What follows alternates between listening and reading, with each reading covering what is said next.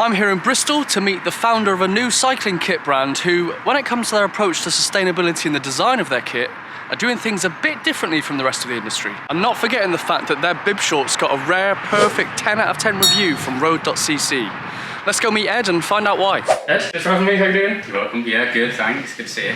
Yeah, it's been a while. It has been a while. Yeah, we've been meaning to do this video basically since Kostüme launched, which was, what, 18 months ago? Yeah, well, a couple of years now, yeah. Yeah, so for people who maybe don't know what Kostüme is, what was the vision with Kostüme? So, for people that haven't looked at this or don't know anything about us, the concept is that we do very limited edition, so 350 per kit. So each design, each artist is called an edit. So we'll do the same basic products, jersey, bib short, base layer cap, and so on. And each edit then has an exclusive artist design. This is Kai and Sunny, this was edit 1. So this is actually a painting that they've done. I've commissioned them to do this painting. We then digitize it and it goes onto the kit. It's a completely exclusive design. Once that 350 jerseys have gone, there's never any more. We're never going to reprint it. And then we pre-sell it. So you can't just go to the website and buy it, you have to pre-order it. That's really where Kostüme came from. It was the kind of coming together of like this new business model that cuts the waste, better fabrics, the kind of more adventurous, fun element, the performance, but not marketed as performance. We want to make the best kit, but when you think best, you know, most performance driven, you immediately market it like a racing kit. So it was like, how can we do that, but not go down this kind of rabbit hole that everyone seems to go down of it being about saving a few watts or, you know, knocking a few seconds off your 10K, because nobody really does that. So if you meet someone down the pub, what do you say to them you do? Yeah, I mean, that's it's a question I ask every day. I actually had a conversation yesterday, funnily enough, on LinkedIn with another e-commerce brand owner. He looked at the website, he's a cyclist, and he had a few sort of tips. And it's always this thing of like, you need to be able to refine what you do to one point. The elevator pitch. The problem with Kostüme is that it's a lot of things, right? It's the art angle, it's the kind of exclusive artist designs, it's the sustainability angle, because we're using, the very latest fabrics, and we're using a business model that stops waste, so we're kind of making it sustainable from source. You don't have this overstocking and sales and destroying stock. It's also the best kit on the market, right? We just won Product of the Year in Road CC. He said to me, what do you focus on? Which one of those things is it? And I can't really answer that because it's all of those things. As of yesterday from this conversation, we make, the guy said to me, look, clearly you make the best cycling apparel in the world because Road CC doesn't lie. You need to go and say that to people. So now my pitch will be, I make the best cycling apparel in the world. But the problem is that people don't believe that because they're like, how can? That's probably the hardest thing for a small brand to convince someone that is the case. Whereas, and we'll talk about it a bit, but in terms of like your approach to designing the kit is a unique approach. Yeah. And your approach to sustainability is a unique approach. And they're more easily tangible concepts. Yes. Whereas to say that I'm the best is probably, when you're a small brand, people just would assume that surely isn't the case. Surely it must be the big established brands. Yeah, I think a lot of customers that don't understand the fashion world, which is probably most people, right? They don't understand that Rapha doesn't make its own products. Asos, all these other brands, they use third-party factories to make these products. And so I'm using the same factories or better factories in many cases than these other brands are using. And what happens with most brands is that they're working on very tight timelines, very tight budgets, and they don't have the time to take a lot of time. They know that this thermal fabric is going to be the right thing because other brands have used it and tested it. They know that 3 pockets on the back works, that's what everyone expects. So there's almost no innovation. We were the first cap on the market with a ponytail hole. Rapha's since done one for their women's thing. What year is that? It's insane, right? 2022, is that 2022. The first cap on the market with a ponytail hole. It's absurd. So yeah, when did you first get started in Kostüme? Where did it would have been 2021, maybe even 2020. It had been on my mind a long time before that. From a cycling perspective, I'd been doing a lot of Audax, a lot of very long distance. And the thing with the long distance cycling is, A, you find out the limitations of your kit pretty quickly. B, you're riding sometimes 12, 15 hours ago, and your brain goes to funny places when you're doing those things, and so you get a lot of time to obsess over details and ideas. So you feel like a little bit of strap rubbing, you're like, I wish there was a better way of solving that little issue. Your warmer's not going to come down, you can pull your short stand to go to the bathroom without taking your top off, all of these things. That's as relevant to someone doing 20k cafe ride as it is to an Audaxer. And so I started thinking more and more, getting frustrated about the kind of laser focus on racing and the Tour de France, and seeing all my peers and my friends riding for fun and adventure, not competing. And the sort of multiple strands of that thinking kind of came together, really.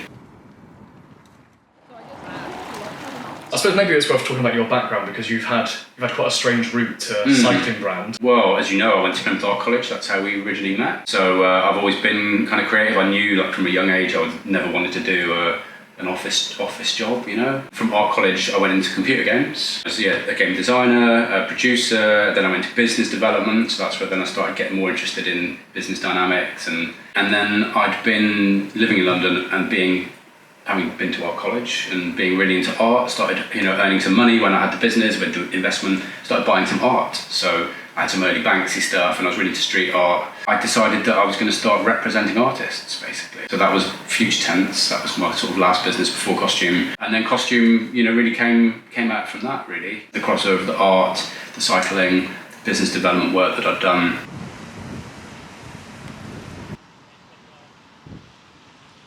How do you go from, not to say that you don't have lots of relevant insight and experience, but how do you go from games design, I have no artwork insightful experience. This is going to be a great structure for a pair of bib shorts. Yeah. How did you get through those processes of getting to this ultimate 10 out of 10 pair of bib shorts? I got very, very, very lucky. The very first step was working with Demi Johnson. So she had a company called Get Stuff Made. Her whole thing was helping new young brands to kind of benefit from her experience as a kind of consultant with Kostüme, because her background is in the cycling apparel world, and because it was doing a lot of things that she was very passionate about: women's cycling, sustainability, being more inclusive, not kind of racing focused. She actually said, okay, I'll come on board and kind of help you on a project management basis. So she had all this experience of like tech packs.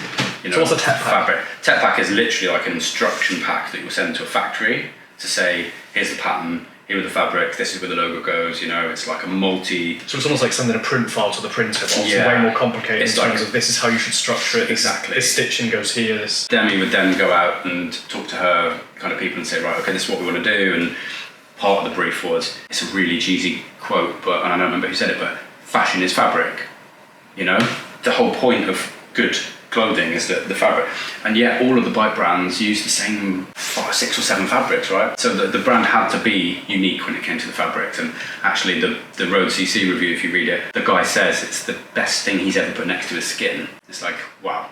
So how did you find this fabric? By going through fabric after fabric, literally. So you're ordering fabrics from like factories and Exactly, yeah. So Demi goes out and goes to these companies and sources the fabrics. We give them a brief, like it had to be 100% recycled, had to be printable because I didn't want to use dyes because of the environmental aspect. It had to be, completely printable. So you'd start narrowing down, what's available. And you get stuff sent to your house and you're feeling it. Literally the hours that I've spent stretching it over my knee, and like pulling it and like trying to do like the window pane thing, right? So like the bib shorts are, if you haven't seen them yet, like the fabric's incredible. You can window pane it as much as you want. Look at that, it just goes back completely flat again. And it never whites out, it goes back perfectly every time, it's just like a miracle fabric basically. And when you find those things, you can go through for like an hour, fabric after fabric, and then you'll find. So you literally sitting at this table feeling pulp fabrics and hours on end till my fingers. I'm not exaggerating. Till my fingers are sore, and then you'll find one, and it's like a buzz. The same with the thermal fabric on our warmers. Like when you've used thermal roubaix, it works, it's fine. You sit there and look at thermal roubaix next to our warmers and like feel the two, stretch them. It's like a whole other world. Every fabric that's on our kind of products has to be a wow for me. There's no in between.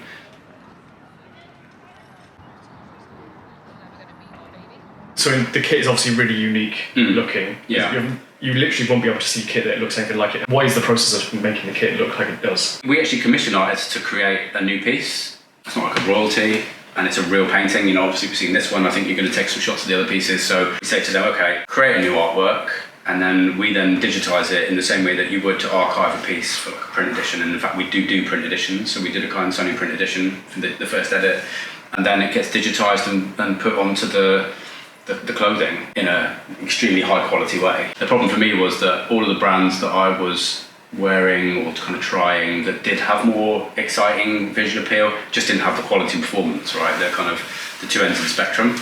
So the idea of a costume was to combine those things, right? So it's best kit that you can wear, it's going to last whatever distance you want to ride, it's got innovation there, but also it looks interesting. And what level of detail is the artist's original piece being transformed into the cycling kit? Obviously the jersey is the obvious one. For sure, the jersey is always going to be the ultimate expression because that's the biggest single palette. I actually think the base layers look really nice as well, because we're also using, picking like a single colour to go with the trim. But again, because also we're using these really lovely fabrics, it becomes like its own thing. When you see the fabric moving, the artwork sort of comes alive a little bit. And is that exciting for the artist? Yeah, they love it. I've had some amazing feedback from some of the artists. And then the idea is that the artist obviously creates the artwork, but then it then gets used as the basis for all the content that gets created around the launch. So for example, the Edit 1 launch, kind of the style and the light and the movement, I commissioned a guy called Solar. He's the kind of UK's leading light painting artist. And so we use the same colours and the kind of the style. And so then he then creates this, but using the art as the inspiration. Then the approach to sustainability, do you want to talk about how that works? Yeah, so the fact, and this is a fact, there are no sustainable fashion brands, right? We're the most probably sustainable fashion brand out there, cycling apparel brand out there. We're still using polyesters. It's still recycled creating new polyester. things. Still creating new things. It's all using resources that don't need to be used, right? So why am I doing it? Because someone needs to try to do it differently to kind of force other people to change the way that they're doing things, right? The way our model works is that we're only making what we sell because we're pre-selling it, essentially. We don't sell them all, we don't make them all. So we're not left holding lots of stock, we're not having to discount. We actually do have some discounts on the site right now because we did our first collection, and because it was a very first collection, I needed to do Ruler Live. I did some pop-ups, I did press reviews, I gave it to some people to product test for like longer, used it to kind of try lots of people's different body sizes and so on. So I had to have some stock made. In the future, there won't be that. What you're doing by doing that is you're stopping a lot of the waste before it's happened. You're only making what's sold, and so you're limiting the resources, you're limiting the fabrics, you're limiting the factory's time, you're limiting the shipping, you're limiting the warehousing. All of those things have a huge environmental impact. So no, we're not sustainable. We're a million miles from being circular. Yes, they are significantly more sustainable than other people, but they're not sustainable. End of story. Presumably you're one person, it's not very easy. What's been the most challenging aspect of getting this off the ground for you? Well, you've nailed it really, just saying being one person, it's really a 4-person job, at least. I mean, I do everything. I also ship things, I'm taking the orders, I'm the marketing team, I'm the new product development guy, I'm everything that you see, basically. You're the intern making the coffee. I'm the intern making the coffee. I make very good coffee, so that's a plus point, yeah. And meanwhile, you're also trying to be a good dad and a good husband and a good friend. My wife's been very supportive, above and beyond the call of duty. It's hard work. And also the fact that we don't have the kind of budgets that other big brands have, right? We're a small company. We're spending a lot of money on product development and making these great products, but actually then you've got to then market it to people, which is tricky. And so that's where reviews come in, so that 10 out of 10 road CC review for our bib shorts, and obviously we've now also just won product of the year, that does amazing things. What have been the rewarding, is there like one most rewarding moment that stands out that was like, this is why I've done this? Yeah, I mean, like the most rewarding thing was getting that 10 out of 10 review. And actually I'll tell you why, because I didn't know it was coming. So the guy had the product a long time ago, and so as a new brand, it's hard to even get people like Road CC to review because they just get, there are so many brands out there now, they get inundated, and how do you stand out? And it turned out that the guy had taken his time to do it because the shorts were so good that he sort of couldn't believe it a little bit, and he wanted to test them more and more and more and make sure that if I'm going to give this product a 10 out of 10, it has to be a 10 out of 10, right? Like, it can't come back later and go, actually it was a 9, or this failed, or I didn't really miss this. And so I'd given up on it ever coming out, I'd forgotten about it, and then one day suddenly there were like 6 new pairs of bib shorts sold like that, and I'm like, what's just happened? They hadn't told me the review was coming out, so I actually googled costume bib shorts, and there it was, a 10 out of 10, and I sat right there on that kitchen floor and I cried and cried and cried.